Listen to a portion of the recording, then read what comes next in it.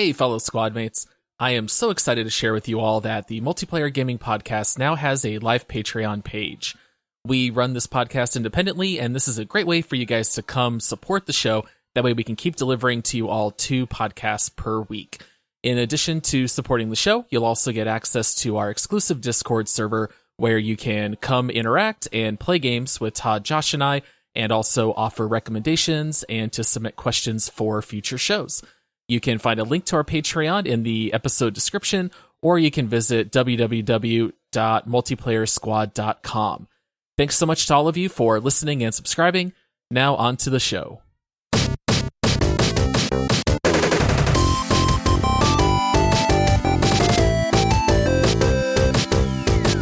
Merry Christmas, everyone, and welcome to the Multiplayer Gaming Podcast. I don't know how many of you out there are going to be listening to this episode since it drops on Christmas Eve, but if you are here with us, we want to thank you for joining us as we take a look at multiplayer games and break it down as a group of 3 dads. I am your host here today. My name is Paul. And joining me is the man who never needs to use wake-up juice because he's always energetic and in a good mood. I'm joined here today by Josh. I have permanent smelling salts in my nose, Paul.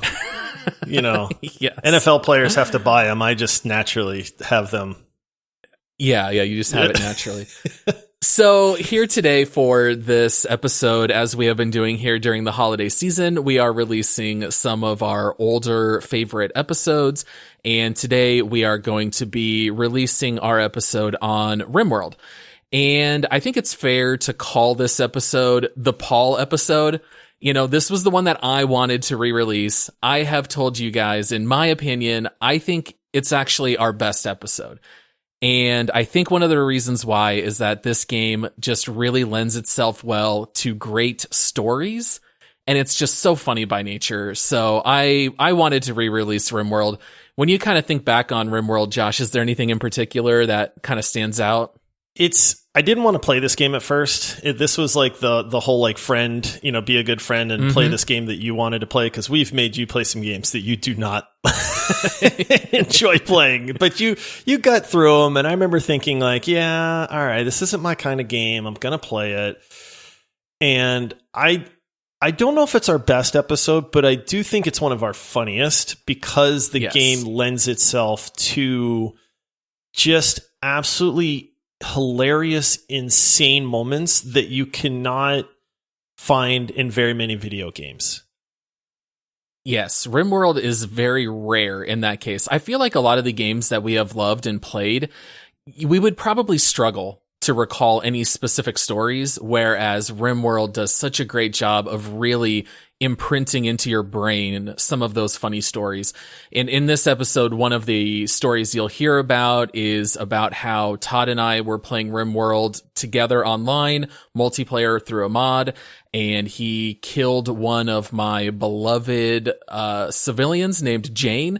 And I think that happened now about 2 years ago. And yet Todd and I still joke about it and talk about it. So there are lots of stories for you guys to hear. In re-listening to the episode, I think one thing that we did a really poor job of is not so much describing the elements that run Rimworld, but we never really described what this game looks like. So Josh, when you first pop into Rimworld and you pop into the game and you've got your 3 shipwrecked people that you are working with, like, what does the game actually look like? Or does it maybe remind you of any other games? It is just not beautiful. Well, to be fair, that's because it's kind of like a top-down bird's eye view of a planet. Yeah. No, I joke around. It's not a pretty game. I mean, it's adequate for what the game is. It is a top-down view. It's like if you've ever played like Prison Architect or some of those games, I mean, it is 2-dimensional top-down view, peg type people. There's really not much to write home about in the graphics department, but that's because the game focuses on the AI and the story department, I guess. Yeah, being a simulation game, you're normally not jumping in there for the graphics the way you might on like a first-person shooter or an open-world game like Red Dead or something. So with this game, it reminds me a little bit of SimCity in a way, and it kind of looks a little bit like Factorio or one of those kinds of games. But it's just, you'll hear us talk about it in the episode. What really makes Rimworld stand apart are the characters, their characteristic traits, and how they all interact with one another. And that's really, I think, the secret sauce of Rimworld. Another reason I wanted to release Rimworld again is that it is actually the highest rated game on Steam that we have covered. That's crazy, man. I don't want to necessarily give away the exact number since we guess it during the episode, but it's actually the highest one that we have covered. So it's a very beloved game. We do talk a little bit about how you tend to either really love it or really hate it. So you can look forward to Josh being a man who really hates simulation games, talk about how he feels. You will hear me talk about my 100 plus hours that I had already put into Rimworld. Josh was approaching it as a relative noob, and so it's a little interesting to hear both of us give our takes. We also play a game of 2 truths, 1 lie, which I thought was really fun, where I prepared that for you. I was not ready for that, by the way. I had no idea that was coming, and I thought it was great. It was a really nice touch during the episode to kind of have that sprung out there. Yeah, I thought it was really fun. I had messaged Todd and said, since you're the normal host, that's one thing that I should have mentioned right off the bat. We're probably giving our listeners whiplash between all the various hosts as of late. Normally it's Todd. So Todd is our regular host. I have kind of just been jumping in, plugging the gap here because Todd is on the other side of the country visiting family here at the holidays. And, Josh was able to host Cyberpunk. So you're getting a little bit of a round robin here. It is normally Todd. But in any case, I really hope you guys enjoyed the episode. That was one of the little games that I thought would be fun to hit Josh with without any kind of warning. And I'll just say, Rimworld is currently below Valorant on our leaderboard, and I think that's an absolute crime. At some point, I know we're going to review the leaderboard, and I will definitely be making a motion in regards to this because I don't know how Rimworld is below Valorant, but to each their own. We should touch on this real quick too, because Rimworld is not a multiplayer game. It's not inherently a multiplayer game. Now you can make it multiplayer by downloading a mod, and that way you can play with friends. I'm not sure how much we touched on this in the episode itself, but you and I were talking just before we started recording, and it's one of the great things about the multiplayer aspect of this game is, like you said, when you have friends to play with, those stories and the crazy moments that will happen. I mean, they're guaranteed they will happen in this game. They get to be shared at that point, and that makes them even better. And if you're playing single player, it's an amazing single player game, and you're going to have those crazy stories. But if I'm just trying to explain to you this crazy story that happened to me in this game, it's not nearly as impactful as it is if you were there with me. It's a little bit like having someone describe a dream to you where it was really profound to you, and you're just kind of listening, being like, oh, that's crazy. Yep. Cool. Yes. And so I think I don't know that we do a good enough job in the episode of explaining, like, this is why this excels as a multiplayer game, even though it wasn't really designed that way. Yeah, there is a community workshop mod that allows it to be multiplayer, which Todd and I sank quite a few hours into. I would play a single player game, build up my number of colonists, and then once we had enough to where Todd and I could split the two, that's when we did a lot of online gameplay. And then we also cut you into that, Josh, once we had built up, I think, like 12 colonists. And that way you're not trying to like just control one colonist each. But, Rimworld does have a lot of amazing mods. When we reviewed the game, we had not used any of them other than the multiplayer mod. And so I hope you guys enjoyed the episode. I know I really love this one. I still highly recommend buying Rimworld. It is a fantastic game as long as you enjoy simulation games. And anything else that you would want to toss out there, Josh, before we get into it? No, just Merry Christmas, everybody. Thanks for listening. We'll be back to our normal 2 new episodes a week after New Year's. We appreciate you guys checking out these some of our old favorites. But we're looking forward to getting back to the 2 new shows a week. And just hope everybody has an awesome Christmas. Yeah, absolutely. So Merry Christmas to everyone. And the last thing I'll do is I'll spoil one of my jokes. Rimworld is the only game that we have covered where you can make love, marry, and murder inside the game. So I hope you all enjoy it, and we will see you guys again on Monday for a bonus round episode. All right, see you, everybody. Enjoy the show.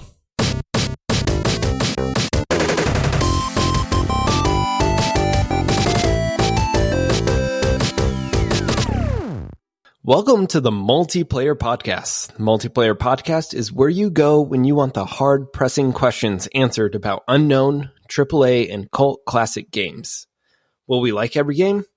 Absolutely not. But we will bring you our honest, non-professional opinions. I'm your host, Todd, and as always, we are joined by our colonies farmer, Paul. Hey, guys. Excited to be here. And the sharpshooter himself, Josh. Pew, pew! What's up, people? This week, we are talking about Rimworld. Rimworld is a base-building, sim-fighting, raid-resisting game. But before we get too far into the details, how's my favorite colony doing? Doing awesome. Excited to talk about this game. Yeah, doing good. Now that the podcast has been out a couple weeks here, getting some good feedback. Feeling pretty good about it. Yeah, it's been awesome, man. So for everybody out there that's listening right now, we are super pumped to have you guys with us. We've gotten a ton of really, really positive feedback on things. People just kind of reaching out to us. The reviews have been great. And, I know all three of us are super excited. And we just honestly really want to say thank you guys for tuning in. Thanks for the feedback we've been getting. I know we're going to keep working really hard to bring you guys the best podcast we can. Yeah, I mean, it's official. There's dozens of you now. Baker's dozens. Baker's dozens, Todd. There's at least 3. All of our moms. My mom has been listening on so many different devices. No, it's been awesome though, man. I know we're all really thankful for it. Yeah, and if you guys want to reach out to us, we do have a Twitter @multiplayerpod. So we'd love to know what you love about the show, what you don't love about the show, what are games that you guys want to hear about, or just to say hey. All right, so what have you guys been doing this week? What games have you guys been playing? Call of Duty Warzone, baby. This is another game. Like, I mean, I know there was some news about it, but it just kind of dropped all of a sudden again, and we were like, hey, let's give it a try. And man, I've been pretty pumped about it. I've been having a blast, and I am not a big Call of Duty guy. I was more of a Battlefield guy, so I have not played a ton of the Call of Duty games. I know that's shocking to some, but man, I've just, free time. It's like, hey, let's hop into Warzone and let's get in a few matches. I'm a little bitter that we haven't won yet. We've gotten close. Second and third. Top 10 a few times. Yeah, Paul and I actually had a third place finish earlier today as just 2. Our squad mate disconnected, he crashed early on, and then it was just me and Paul, and we wound up making it to the final 3. Yeah, it's been a really fun game. I mean, there's so many battle royales on the market, but I think this one definitely brings some new things to the table. Like, for instance, if you get eliminated in the normal game, you get dragged out like a prisoner of war and thrown into the gulag, and then you have to fight gulag, however you pronounce it. Gulag. Whatever. I don't even know what language it is. All right, gulag? No, gulag. It's the G. Goo. G. Goo. It's a beat. Goo. Like no, ball. It's 1,000% a G. Okay, it is not the gulag. It's the gulag. Dude, it legitimately is the gulag. No, I'm not messing with you. It's the gulag. Okay. Well, I'll prove you wrong later. So when you get shot and eliminated in the normal game, you get dragged to the gulag and you get to fight another random player who got eliminated, and whoever wins the 1v1 match gets to parachute back into the game. So it's almost like a double elimination process. I think that's a lot of fun. I love that aspect, man. My pulse goes through the roof as soon as like your fight is up, because it's just you and one other guy, and there's a lot on the line. So I love it. I think it's a great mechanic. Well, and there's like the strategy of, do I run to the left? Do I run to the right? Do I try and capture the zone? Like, do I just stand back and wait for my grenade? And it's funny. There's been a couple times where you're in this pit and you're 1v1ing the other guy, but one of your teammates also died. So he's like, oh, he's running to the right. He's running to the right. So then you have like an unfair advantage because you know where he's running to, because your teammate is on the like observation deck. Yeah. Yeah. By the way, I looked it up, and it's definitely Gulag with a G, just like I said. So There you go, Josh. Yeah. Sorry for doubting you there, Paul. Yeah, it's been a lot of fun. I really enjoy the pacing of the game, the fact that they give you these little missions in between your fights with other squads. So like one of the biggest complaints people always have is you just run around and loot for 10 minutes in between fights. And here you actually get to pick up some quests, and if you complete them, then you get to earn money. You can spend money to buy more equipment or to buy more ammo. And I feel like they really added some really neat little twists to the Battle Royale games that I think we've all really appreciated. Yeah, the pacing's really cool. I kind of equate it as a good mixture of like PUBG and Apex. I mean, it's definitely not as fast-paced as Apex, but I feel like there's fairly consistent action, which is really enjoyable. But I do love the fact that if you die, number one, you get your shot at the gulag to come back. And then after that, your buddies can res you at these little like buy stations for cash too. So even if you're out, you're not really out until your whole squad is completely wiped out, which I think really lends itself well to a battle royale, because if you die early, you're not just sitting there watching your friends play for the next like 10, 15 minutes. Like it might be 5 minutes and then you're back in the game if they can get enough cash to bring you back. Right. And like talking a little bit more about the missions like Paul was doing, or Paul talked about, there's like manhunter missions. So like part of the game mechanic is it will show you where someone is on the map, and like you just sprint to them and you get like a huge cash reward if you kill that person, which is just such a funny mechanic, because sometimes you're the one being hunted. Yeah, on the other side of that, your squad will get a mission that says, protect Todd for the next 2 minutes while the contract's out on his head. So it's kind of neat that it kind of forces interaction while at the same time giving you missions in the meantime. There's never a dull moment ever in this game, and it's completely free. I think the only real downside is that it's an 86 gigabyte download. So depending on your internet speed, you might have to start it and might have to wait a day or two for it to finish. It's an enormous game. Yeah, it's there are definitely some technical issues. I think they're still qualifying this as a beta, even though, for the most part, it's pretty much a completed game. I know Paul was having some sound issues. We've got another friend that crashes every time he tries to play it. So there's definitely some technical stuff going on. But for a free-to-play game, they did that. They also released it with crossplay, so which I think is great, because you'll see PlayStation dudes, Xbox dudes, PC guys on there. All in one monster map too, which I think is really cool. I don't know that there's been another battle royale that's done crossplay like that, except for maybe Fortnite. Yeah, I think Fortnite's the one that's done it besides that. Yeah, and then outside of Warzone lately, I've been playing a little bit of Celeste, and I'm sure this won't shock the people out there listening, but it's a great game. I absolutely love playing it. It's a really challenging platformer, and I've just been putting it off for whatever reason, but saw it was on Steam sale, picked it up. It has a 98% positive review rating on Steam. That is really high. That's as close as it gets to, universal agreement on a game. See, that's funny, Paul, that you bring up that you're playing that, because I recently just picked up a new platformer, Rayman Legends. Oh, I love Rayman Legends. I do love Rayman Legends. That's a fun game. I was looking up, what's a great couch co-op game, because my wife and I were looking for a game to play together. We found Rayman Legends, and it's been awesome. We've just been cranking through levels, and it's so fun. We just played a level that was like, the whole level was timed with a song. Yeah.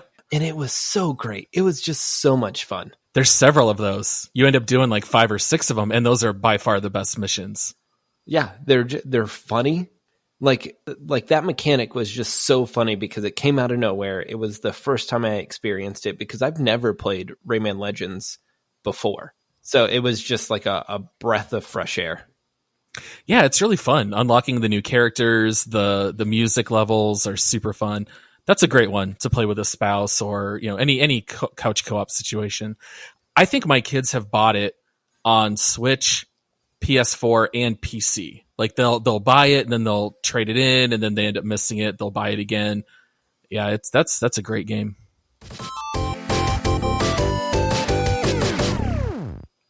So here's the review that no one asked for. Each week we review one game, and this week we're talking about Rimworld. Let's read a quick review from the publishers, and then we'll kick off this convo.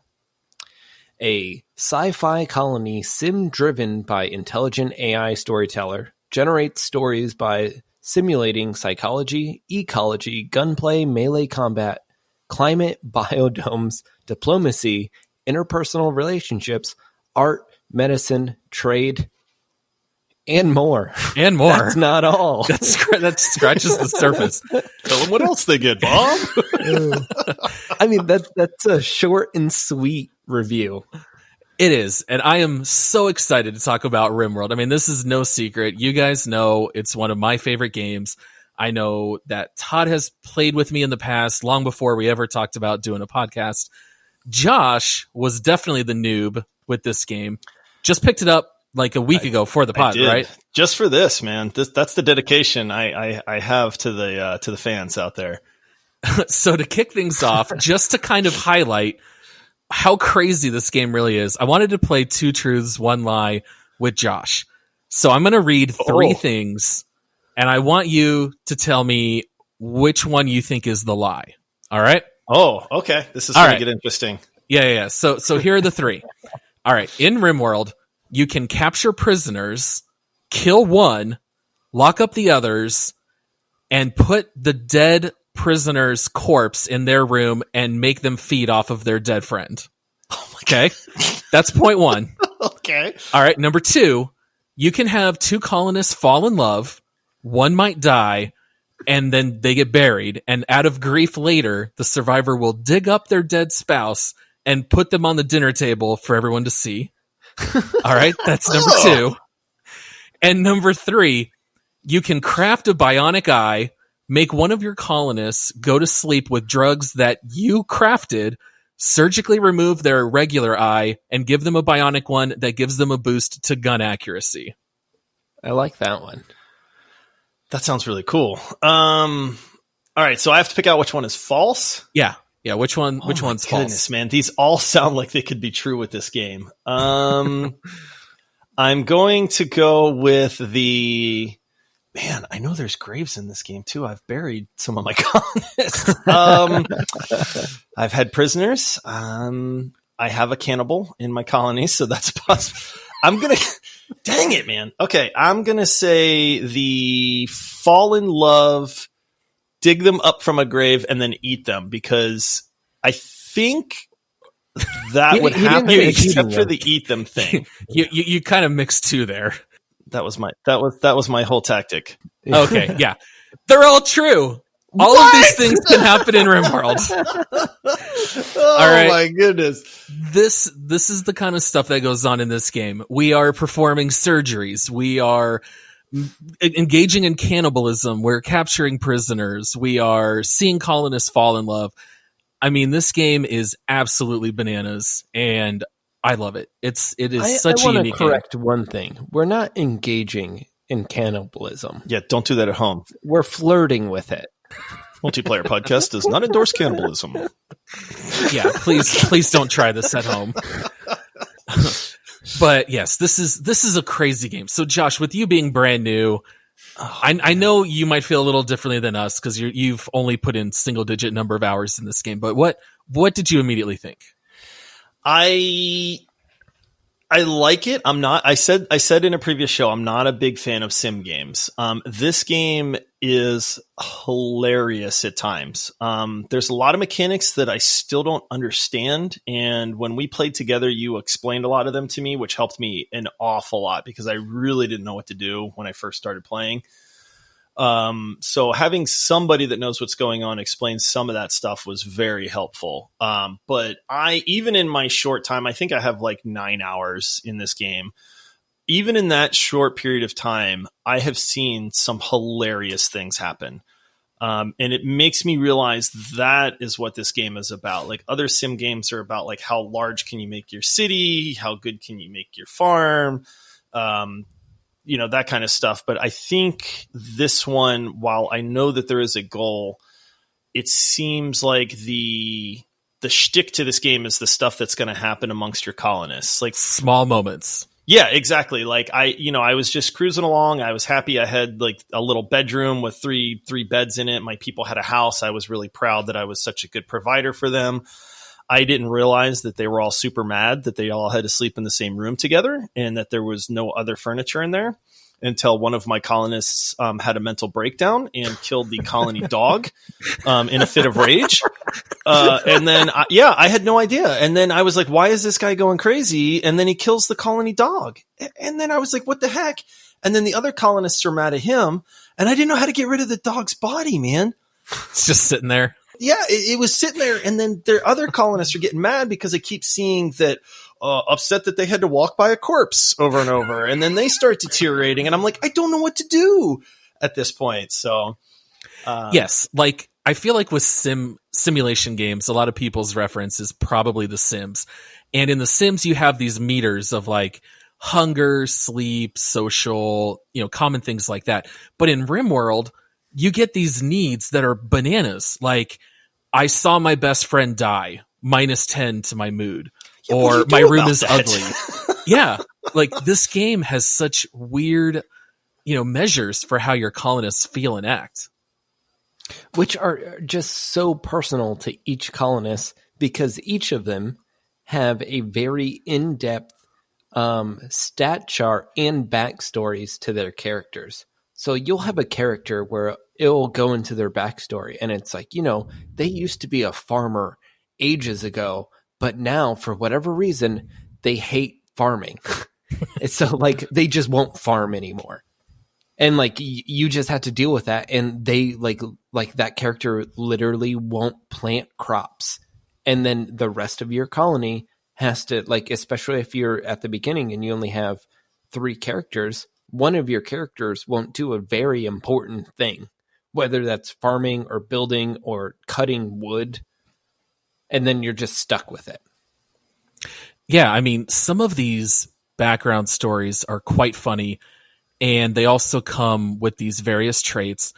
So like Todd had mentioned, like one of the ones that you might see is that they were a prior mafia boss before crash landing on this planet, and they will refuse to cook or clean because they've always been in charge. Or it might be someone who is a veterinarian and they get a bonus to caring for animals and serving as a doctor. And you start to mix these different traits together, and the characters will interact as if they were from those backgrounds. So the characters might clash, or they might start a close friendship, or they might fall in love and they can get married, and one might propose to the other and they get turned down, and then they go into a depression. I mean, these characters all interact in such funny ways. And even some of the traits are just hilarious. Like one of them is nudist. Like, have you guys ever had a nudist in your colony? Yes. I had a prisoner that was a nudist. Like, they actively get angry at you if they're wearing clothes. Even in the middle of winter, they don't want to wear clothes. And so you have to like work your way to make this work where they're not wearing any armor or clothes, but they still need protection from the elements. So you might have to give them all work that's inside. And there might be other people who get offended every time someone walks by without clothes on. And so you have just some hilarious interactions with colonists. Josh, I know you had, because when you picked your first colonists, I remember hearing you talk about it, and you're like, this guy's a pyromaniac? Yeah. Yeah. Like, there's so many different traits in this game, and there is a character, like, I don't know if it's a creation process, but basically you have to pick 3 colonists when you start the game, and you have like 7 to choose from, and then you can re-roll their stats. Because certain ones will be good at cooking and some will be good at melee or shooting or, planting and things like that. So, you're sitting there re-rolling over and over trying to get some decent stats, but it's all balanced out where if you get somebody that's got really good stats, they have a lot of crazy characteristics too, like being a pyromaniac. And it's really neat because the game does a great job of explaining each trait. So it's like if you hover over pyromaniac, they're like, this person will randomly start fires in the base. Oh, and they refuse to fight fires, which do break out. Cannibalism is one of them. There's some people that, like, there's some colonists that, like you said, will refuse to do menial labor, so they won't haul things or cook or clean or any of that stuff. But the trait system's incredible. The game even says, don't try to roll like the perfect colonist. Like, part of this game is the traits that the colonists have and how they're going to interact with each other. And in fact, if you go with some of these crazy traits, you'll actually enjoy the game more than if you're trying to get like the perfect combination of who's good at construction and who's good at mining and that kind of thing. So they actually just kind of warn you up front and say, hey, just roll with it. Right. So like the overall goal of this game, because you started touching it on it, Josh, you have these 3 colonists who crash land on a planet, and they don't really tell you what your goal is in the beginning. It's just to kind of survive and start building and crafting things. And then after you play the game, I don't know, maybe like an hour or so, it'll pop up and say, you received a message that there is a hidden spaceship on this part of the map. And if you reach it, then you can probably escape the planet. And so the game just kind of drops you in there, and that's like the goal. But this game is not about reaching the goal. It's absolutely about the events that happen on the way, the stories that end up being told through the game's mechanics. And there's definitely no rush to try to beat the game or finish it quickly, because it's all about how these characters interact along the way. Yeah, and there's an AI behind the world, and it'll keep throwing harder and harder and crazier challenges at you as you're playing this game. So like at first, like there's like the concept of raids where like there'll be just this enemy horde or like couple of characters that will run onto the map, and they just want to kill anything in sight. So like with this, they normally start with like one person with a knife, but then it'll quickly grow, after a couple raids to like 3 people with guns. So now you have to like quit everything you're doing at the base and like put people behind bunkers around walls and like try and combat this raid that's happening. And I actually had this funny moment where it was pretty early on in the game, and it wasn't a raid, but one of my guys was shooting at llamas, at a herd of llamas. Like you do. And then, yeah, like you do. You're hunting. And then the llamas just freaked out, and there was 5 of them, and they attacked the one guy and killed him. Well, that was one of my guys with guns who's now like paralyzed on the ground. And then the herd of llamas just started running toward my base and took out another guy. But then the third guy finally took out the horde of llamas. So now I have 2 guys who are down, who like I put in medical beds. And then all of a sudden the game just throws a raid at me where now like it's 1v1 and the other guy has a club. But of course the only alive person isn't a great shot. So then he ends up dying anyways because of like the raid that just happened after the herd of llamas went crazy. Yeah, and that's exactly where these stories get built. So this is not a game where you play like Red Dead Redemption 2 and there's this whole story about following Dutch and you just gotta earn this money and you're trying to survive as an outlaw. Like there's no real guided story or even really any quests. They do throw some quests at you, but they're not really essential to the story.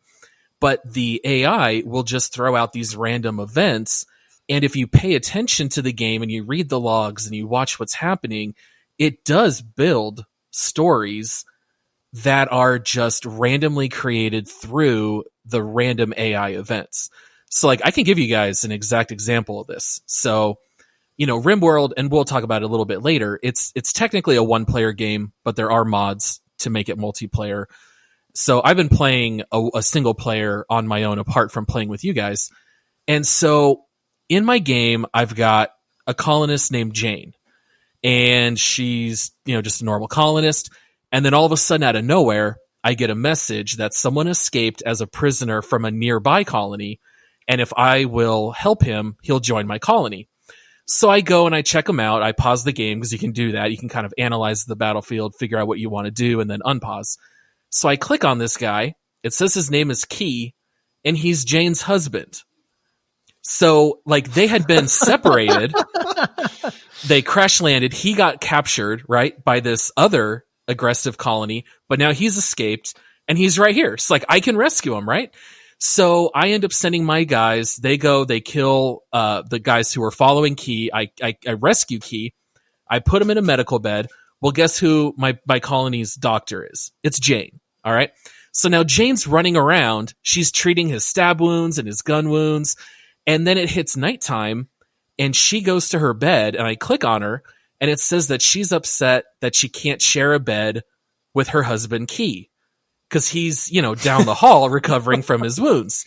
All right. So Jane keeps, every time she wakes up, she visits him. She's bringing him food. She's tending to his wounds. And you can click and you can see like the things that they're talking about. So it says that they were reminiscing about their childhood loves. Jane is telling him jokes about sports. And so now I'm like emotionally invested for Key to survive so that he can get back with his poor wife, Jane. But like, so that's like this minor thing that's totally random where this game has, a couple hundred colonists and a lot of them are assigned with relationships. So they might be related, and it's not always nice. Sometimes it's an ex-spouse and they'll say, I don't want to live with that person. And if you go and rescue them, now they're going to be at odds. So it's interesting that just through random storytelling and through these random relationships, you do end up emotionally invested in these characters. And I think it's just incredibly fun. And you definitely end up with these crazy stories in hindsight with playing this type of game. Yeah, what I've noticed in my short time is colonists are your greatest resource. You start the game with 3 of them, and you get to generate, their traits and things like that randomly. But if you can somehow rescue another colonist or, save them from a raid and nurse them back to health, then they'll join your colony. And the more colonists you have, the more you can kind of accomplish. Like they're definitely the primary resource that you want in the game, but there's an awful lot of work that goes into that. And if you lose one, it gets hard really, really fast. Like the guy that went crazy and killed my colony dog, we had to lock him up. Like he was not part of the colony anymore, So it's like, not only did I lose a member that was able to do certain things, like I had to dedicate a prison room for him and feed him because he was a prisoner and things like that. And slowly try to get him back into the colony over time. But then that takes, another colonist paying attention to him to do that. So it's definitely very, very important to try to cater to your colonists. Like that to me, I mean, I know the game has an overall objective, but your interaction with the colonists and how you try to keep them alive and keep them moving seems to be the actual point of the game. So if you capture prisoners, you can try to recruit them to your colony, but that's not the only thing you can do. Like, Todd, do you know what else you can do with these prisoners? Survey says harvest organs, Paul. You can harvest their organs, and then what do you do with the organs? You can sell them. You can sell them on the black market. What games let you do this? It's so wild. So you can capture a prisoner. You can I just learned something new, guys. Yeah, I was gonna say I don't even think Josh knew. It's been very hard for me to not tell Josh things you can do in this game. You can put them under anesthesia, and if you have a doctor who's a high enough skill, they're a surgeon. So you can administer anesthesia, put them under. You can harvest eyes. You can harvest their heart. You can harvest their liver. You can harvest one kidney or one lung or one eye. So it's like you can do certain surgeries. Like if another character gets shot in the kidney and they need a new one, then you can pull one out of your other colonists and transplant it in them, and they can both live. So you can be like a benevolent surgeon. Or, you know what? If you have a character who needs a new heart and you have that new prisoner, guess what? Put them under, harvest their heart, pop it in your colonist. Or if you don't need a heart, sell it on the black market. When a trader comes, see if they want to buy it. You can also turn prisoners into slaves. And I didn't know that. Yeah, and I don't necessarily recommend it, but you can actually... Multiplayer podcast does not endorse slavery. We do not endorse slavery at all. But in Rimworld, it is an option that you can sell them as slaves, or you might have slave traders visit you and ask, do you want to purchase a slave? I have this 80-year-old man who's incapable of dumb labor, but you can still buy him if you want. So, and what's interesting is that your other characters will react to that. So if you have someone who has like an attribute of kind, then they will really start to fall out of love with your colony and maybe consider leaving if you start harvesting organs or start engaging in slave trading. But if you have a character who's a psychopath, which by the way is an actual attribute in this game, Yeah. They don't care. They're all for it. So, you know, there's a lot of little things in this game that you don't necessarily know in the beginning, and the game does not ever teach it to you. Like, I remember when I started playing Rimworld, because, you know, you can build walls and doors, and you can build a stove, and for sources of power, you build like wind turbines or a wood furnace, but they don't actually teach you a lot of the things you can do. And I started watching videos on YouTube, and I realized that there is so much more you can do in this game. You can build a room, pop in a couple of AC units, drop the temperature all the way below 0 Celsius, and now you can store your food in a freezer and it never goes bad. Because if you leave your food outside, it deteriorates and it rots and it's no good. And so just learning little parts of the game by watching YouTube really go a long way to learning how you can actually play this game in an effective way. I'll say that as a noob to the game, I am definitely struggling with some of the mechanics and the things that you can do. The game, one of my complaints of this game is that it does not do a very good job of teaching you all of the different systems. Like, number one, had no idea you could harvest organs. You know, that sounds really cool, and now I want to try it. But had no clue you could do that. And I mean, like I said, I'm about 9 hours in. So it, you know, the level of entry to this game, it's a hilarious game, and you can do certain basic things. But I know for myself, I kind of got to the point where it was like I had food, I had shelter, and I really didn't know what else to do. And until one of these cool events happens, like I feel a little bit aimless at times because I don't know the progression of the game. And it's like, if I could bide my time harvesting organs, hey, that's kind of cool. But, you know, one of my complaints is that I sometimes just feel like I'm lost and I don't know what I'm doing. My colonists aren't starving. They're not wanting for anything, but it's like, what is actually happening? Like, what am I supposed to be doing right now? And that's something that I struggle with a little bit. And I think the game could certainly do better as far as providing that path to progression.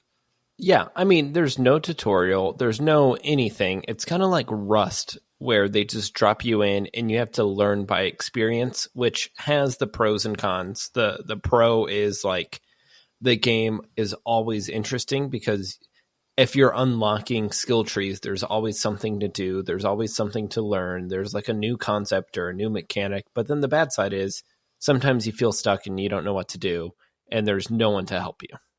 I want to cover something. This is a simulation game, and normally simulation games aren't multiplayer.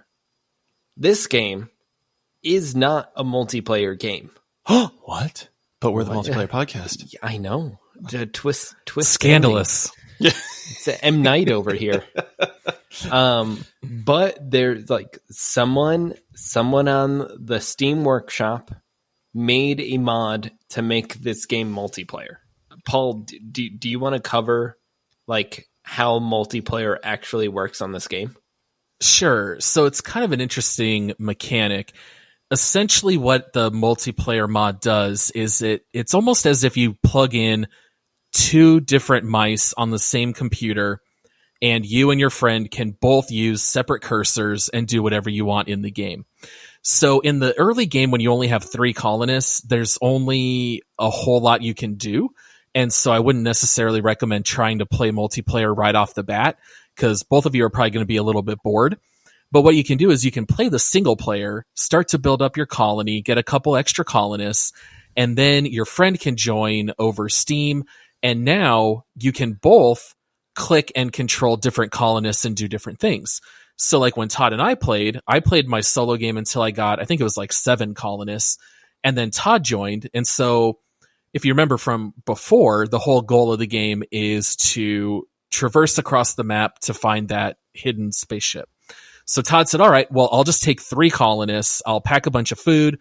I'll take them partway across the map.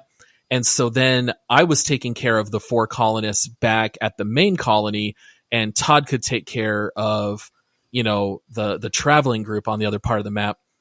Although Todd was still kind of new to Rimworld when we did this. And would you like to tell the world what you did with my colonists that I loved so much, Todd? I have actually heard this story before I even knew, like before I started playing this game. Paul is, just for the record, Paul is still distraught over this. Paul had a definite attachment to this. So, but go ahead, Todd. First off, you didn't provide nearly enough food for my colonists to survive. So that might have been on me. So you create a caravan, you send the caravan over, and then Paul and I were like, oh, this is great. Todd, you can start at the new base, and I'm going to manage the base that's already built. Well, as the new player, I didn't realize all the intricacies of creating a base. So then I just created scenarios where we didn't have electricity, we didn't have heat. Everyone, maybe froze to death. We ran out of food. In hindsight, I don't know that we should have traveled in the middle of winter. But no, it was funny because I'm not even looking at Todd's caravan, right? So Todd's just playing on his own. I'm playing on my own. And finally, Todd says something like, Paul, come look, what's wrong with my colonists? And I go over, they all have hypothermia. They're like incapable of walking. It says that like they have like frozen, like 3 toes are frozen and they can't walk. And I think, I don't remember what it was. I think Todd like started to build a door, but then didn't have the resources, so it didn't finish building. So they just had walls, and it was like negative 20 degrees Celsius. And so they all just froze to death. My sweet Jane. So this was Jane? This was Jane. So not Jane. This was a totally different Jane than the one I talked about before. Because you will run into the same names. But this Jane was this really overweight, large woman who was a beast with her rifle. She had a great shot. She had like 18 out of 20 shooting, and she was just a juggernaut. She would go out against those llamas that you were talking about before, Todd. She would have killed those 5 llamas in 12 shots. And so I sent her my favorite colonist with Todd, because I was like, yeah, in case you get raided, Jane will take care of it. And she succumbed to hypothermia out in the cold. He trusted you, Todd. Jane trusted you. Poor Jane. He should not have. That's on him. Moment of silence for Jane. My sweet Jane. There's one last thing that I wanted to talk about that we didn't mention. It actually kind of relates to one of our multiplayer stories when you were online, Josh. But this game actually has not just medicine, but lots of drugs that you can manufacture in this game. Yeah, I thought this was a weird aspect of this game. I haven't learned what all you can do with that yet. So you've only seen Smoke Leaf, right? Like you haven't seen any other pharmaceuticals. But I have seen the effects of Smoke Leaf for sure. So what are the effects of Smoke Leaf, Josh? So was it Zoe the colonist? Zoe the colonist apparently got into a fight and was injured. And even though she was healed up, she suffered from severe pain, chronic severe pain, and it made her rather grouchy. So I had hopped in with you guys, and I was helping Paul manage his base while you were taking the caravan off. And Zoe was getting grouchy because she was always in pain. And so Paul and I'm asking him, like, Paul, how do we do this? Like, how do you get somebody out of pain? And he was like, I don't really know. And then I said, well, I see that you're growing some smoke leaf. So, I mean, wouldn't that fix her pain? And Paul said, yeah, I guess so. So let's go have her smoke some smoke leaf. Wait, multiplayer podcast does not endorse smoking. And to clarify, I was playing dumb with Josh so he could discover these elements. Yes. I was very proud. Josh recognized maybe this is how you treat pain. So, yeah. So we enable Zoe to go and smoke some smoke leaf to see if this fixes her pain level. Well, lo and behold, Zoe goes and she partakes of the smoke leaf and her pain level just disappears. And I'm like, dude, we did it. Like, she's super happy now. And then it says Zoe is sleepy. So Zoe no, actually it said Zoe is hungry. So Zoe goes and raids the kitchen. She eats way too many like rations in the kitchen. And then she goes to her bed and she passes out. Right. And then Paul, what happens from here? So in the middle of the night, one of the random events that can happen is called ZZZTT ... And that's where if you have batteries, they like short circuit and somewhere along the wire line, it'll create a fire. Well, lo and behold, it was in the middle of Zoe's room while she's passed out on smoke leaf. So now she's got this huge fire going on in her room. And all the other colonists are running in and out, fighting this fire, and Zoe never once wakes up. Sleeps through all of it. Love it. Yeah. I was cracking up the entire time because it was so realistic and so well done from how we got from Zoe having chronic pain to she didn't have pain after that. She slept through the whole fire and didn't help one bit with putting this pretty large fire out in the base. But after that, she was pain-free. So on top of smoke leaf, you can also farm hops and turn it into alcohol. You can also develop, and I'm not going to comment further on these. I'll just let them dangle. You can create flake, yayo, wake up juice. All right, maybe I'll comment a little. If you give someone wake up juice, let's just say it lets them work very fast and very hard. But they will develop addictions if they partake too much with these pharmaceuticals. So if they develop a reliance on it, if they don't take it daily, they'll start to go through withdrawal. And they can actually die in some cases. So some characters will also have a trait of chemical fascination. And even if they're not allowed to normally partake of those substances, they'll actually break in and go take them because they have a chemical fascination. Oh, man. All right. So we kind of covered some of our funny stories and what we think about the game and all of that. What does the community think about this game? Paul, as the community manager, that's the title I just threw on you. Congrats, Paul. Congratulations. Thank you. Does it come with a pay raise? Yeah, you make double your salary now, which is still zero. Great. Yeah. What's 2 times 0? All right. So one of the problems with pulling these reviews is that everyone wants to share their very long stories. As you can tell, I'm one of them. So half of these reviews on Steam are like 5,000 words. Like there are literally enormous reviews. So I try to keep these short. One of the ones that I really enjoyed says, gets repetitive eventually. I doubt you'll get more than a couple of 1,000 hours out of it. And when you look at these reviews, all of them are like 3,000 hours plus. I mean, if you play this game, I think you either don't like it right off the bat, or maybe you don't give it enough time to understand how the game works. But once you get sucked in, you sink a lot of time into this game. So I did enjoy that. Another one here. This one's a little bit longer. I still get misty when I remember my pet raccoon, Willie.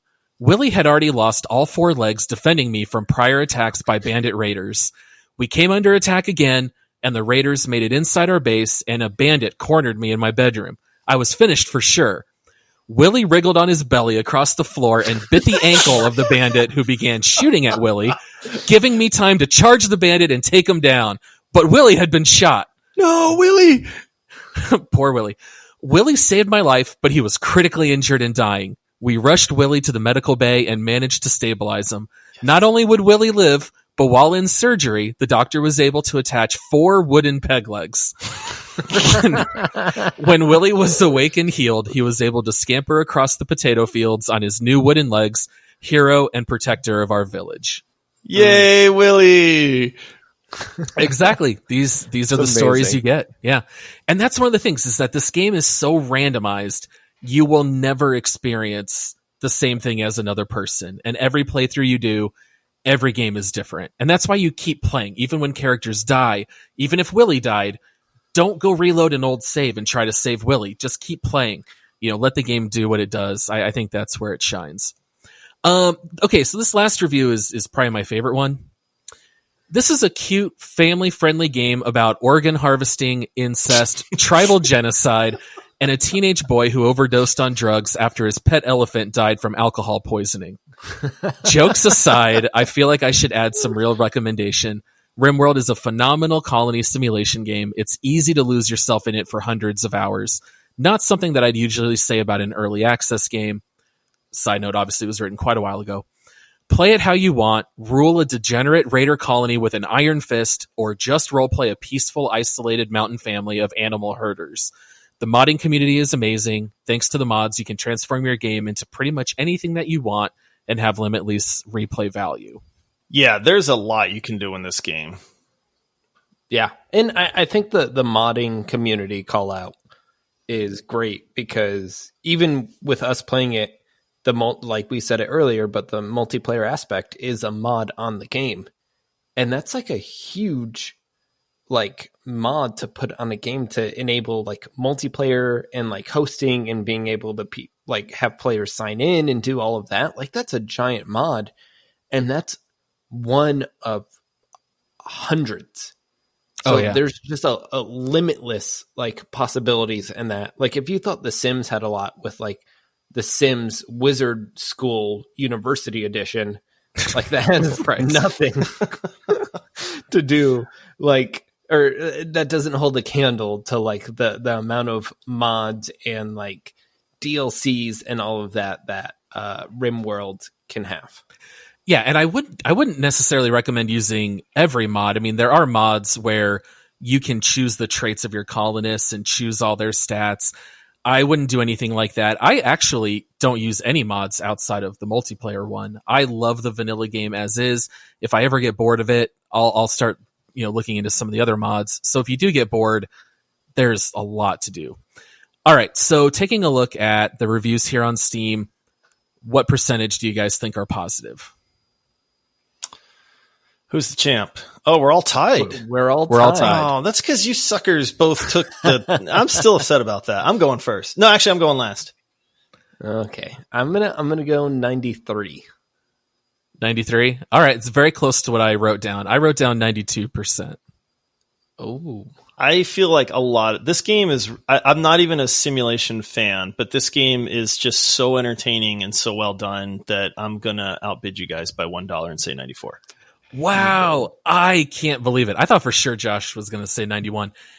This game, 98%. Really? The community loves Rimworld. The champion's back, baby! Josh wins. Geez. Yes! Right where I belong. People love this game. Yeah, it's like I said, not always my cup of tea, but there is a lot of fun to be had in this game. There is a lot of very cool experiences with it. There is a sharp learning curve. There is some moments where I go, what the heck am I supposed to do? I feel a little lost, but overall, I mean, I get why this game is so highly regarded, for sure. All right, Josh, as the winner, this is for you. Ooh. Love it when you kick us off and tell us sweet sound. what this next segment is. This is Make Love, Marry, or Murder, where we tell you how we would rate this game in our childish ways. As a side note, you can actually make love, marry, and murder in Rimworld, and you cannot say that about any of the other games we've played. You can. That's pretty awesome, man. All right, so I'm up. Yeah, you're up. Okay. Go. I this might surprise you guys. I am going to murder this game because I don't like simulation games. Really? So, you're the 2%. Only 2% don't like it. This is like I said, this is not taking anything away from this game at all. It's just like, this is a game that it is fun to play, but when given all of the other types of games that I really love to play, I'm going to play a different game instead. Like that 100%. That's me. It's not this game. Like I said, this game is amazing. There's some really, really funny, cool, memorable moments to it. I think there is 98% of people out there that will love this game and be like, man, how can you say that? This is it's me. It's not them, you know? But I got to murder it because it's not something that I would find myself playing willfully long-term. Yeah. I mean, that's fair. You're entitled to your own opinion. I'm gonna go with Mary because I love this game.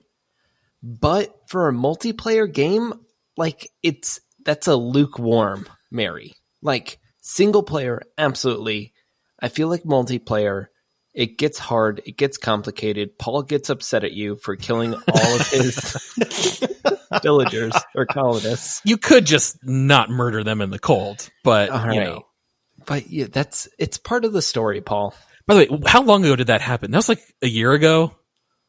Yeah, that was a long time ago. And you're still upset about it, Paul. Still upset. But yeah, I'm a strong Mary on this one. So for me, I would say that I would give my final rose to Rimworld. Wow, no comments. I'm I know. We know you love The Bachelor. You know I love The Bachelor. You do. There we go. That's what I was expecting. I'm giving my final rose to Rimworld. I'm proposing to it. I'm getting married to Rimworld. Absolutely. Rimworld surprises me every day. It challenges me in all the best ways. I will have to say, I do agree with Todd. Strictly from a multiplayer aspect, it doesn't lend itself the best to multiplayer functionality until you have a lot of colonists. And then I think it can be a lot of fun with multiplayer, because when you play this game, you experience so much. And I think that it is more fun when you experience it with another person. Otherwise, you're just telling them about your game, and it's not going to land as much as if you shared it. So I do think it can be a lot of fun with multiplayer, but I definitely choose to marry it. All right. And with a game price of $34.99, is it worth $34.99? All right. So I know I murdered this game, but I'm going to say this. It is, I think if simulation games are your cup of tea, then yes, I think you're going to be one of these people that get hundreds upon hundreds of hours out of this game. So I do think it's worth the price. It's a very well done game. It runs very well. I think you're going to get your money's worth out of it. It provided that this is your genre of video game, then I think it is definitely worth the buy. Yeah, I totally agree. It still has support from the developers. They just released a major patch, and this game has already been out for quite a while. So for $34.99, I definitely think it's worth it. It's worth it for the ongoing mods. You can squeeze a lot of time out of this game.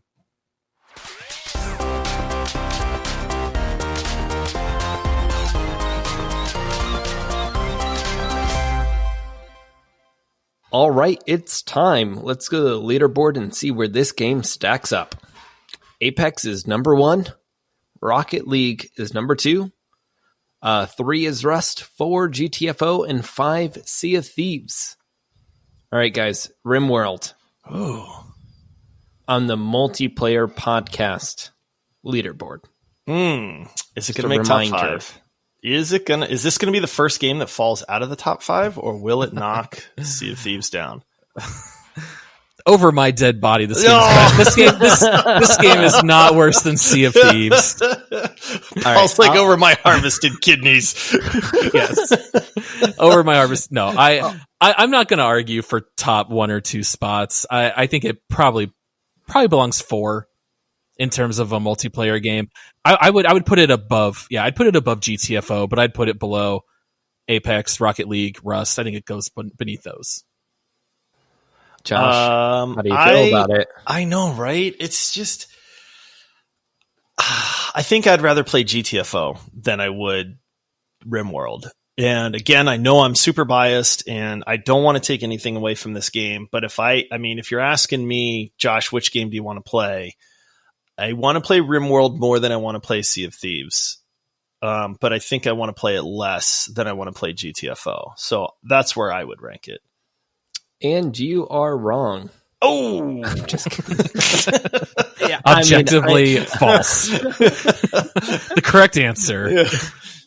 I want to put it just above GTFO. I feel like I've gotten more time out of it. I'm more likely to go back to it. Like I immediately, like after we were done reviewing GTFO, I uninstalled it. With Rimworld, like it's a game that I'm not going to uninstall. It's not super big and like taking a large spot on my hard drive, and I'll go back to it. Like I can see an afternoon where I'm like, hey Paul, like what are you up to? Let's jump in Rimworld. Like I just want a different type of game.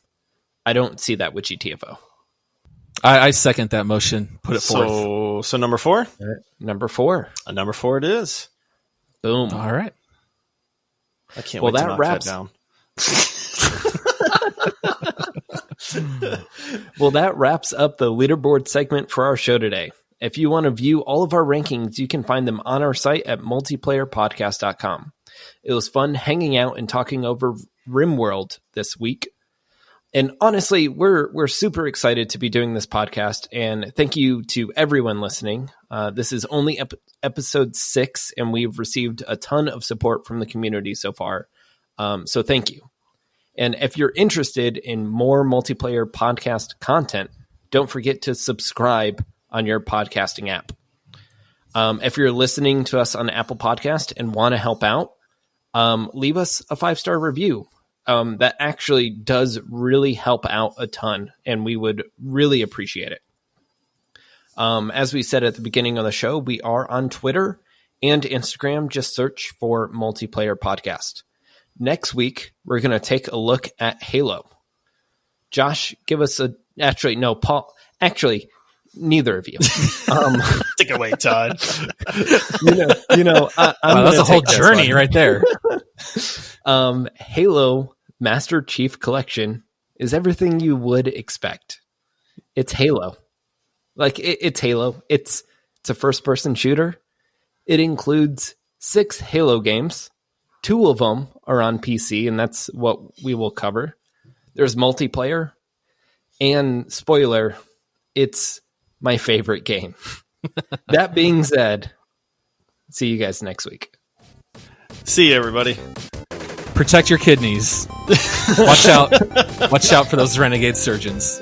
Cannibals.